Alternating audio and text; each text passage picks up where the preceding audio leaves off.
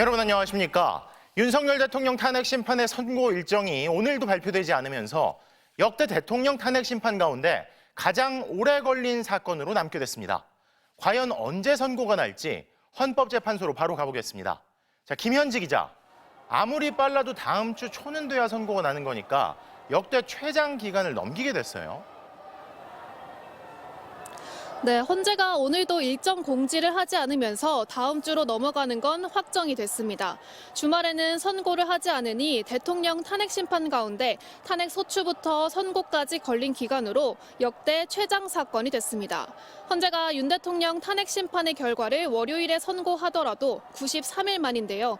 박근혜 전 대통령의 91일 기록을 깨는 겁니다. 물론 헌재가 직접 언제쯤 선고할 거다 이렇게 밝힌 적은 없긴 하죠. 다만 이 과거의 사례를 기준으로 예상했던 시점보다 좀 늦어졌다는 건데 재판부의 고심이 과거보다 깊어지는 이유는 뭐라고 봐야 할까요? 네, 내용과 절차의 측면을 나눠서 보겠습니다. 우선 노무현 전 대통령 탄핵 당시 헌법을 중대하게 위반할 경우 파면한다는 기준이 만들어졌습니다. 박근혜 전 대통령은 그 기준, 즉 중대한 헌법 위반에 부합해 결국 탄핵이 인용이 됐던 겁니다. 이 기준으로 봤을 때 윤 대통령 사건의 경우 재판관들 이견이 나오기는 어렵다는 게 대체적인 시각입니다. 결국 재판관들이 절차에 대한 정리에 집중하는 것 아니냐는 관측이 나옵니다. 앞서 윤 대통령 측은 변론 도중 여러 차례 심판 절차에 대한 문제를 제기했죠. 재판부는 윤 대통령이 증인들에게 직접 신문하지 못하게 했고요.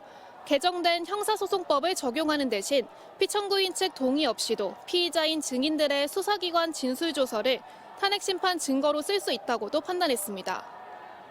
절차적 쟁점에 대한 해답을 내놓는 것도 재판부 몫이라 이를 깔끔하게 정리하는 데 시간이 걸릴 수 있다는 겁니다. 자, 그럼 다음 주로 넘어가게 됐는데 언제쯤 선고가 날 거란 예상이 나오고 있습니까? 일단 앞선 두 차례 대통령 탄핵 심판과 다시 비교하지 않을 수 없는데요. 두 차례 모두 금요일 오전에 선고를 했거든요. 다음 주 금요일 21일 가능성이 있습니다. 다만 국론 분열, 혼란의 종식이 시급하다는 국민 여론을 고려하지 않을 수 없다는 관측도 나옵니다. 주 초반 선고 가능성도 있는 겁니다. 다만 18일 화요일에 박성재 법무부 장관 탄핵 심판 변론기일이 잡혀 있어 이날은 피해갈 것으로 보입니다. 재판관들은 오늘도 평일을 이어갔는데요. 주말에는 개별적으로 자료 검토 등을 계속해 나갈 것으로 보입니다. 지금까지 헌법재판소에서 전해드렸습니다.